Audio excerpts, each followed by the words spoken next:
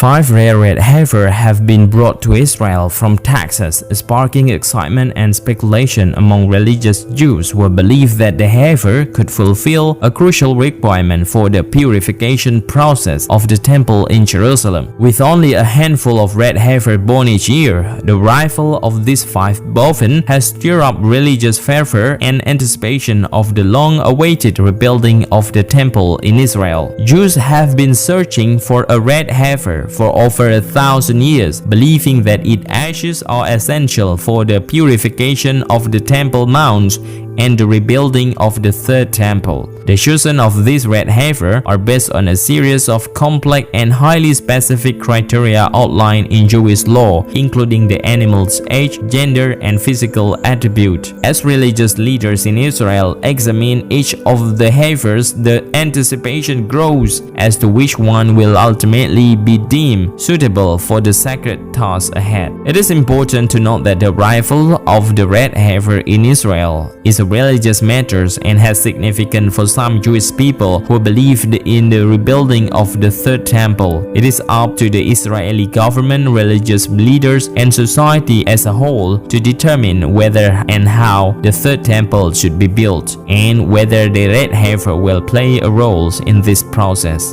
Many Jewish people claim that the arrival of the red heifer is a sign that the construction of the third temple is imminent. What do you think? Leave in the comments.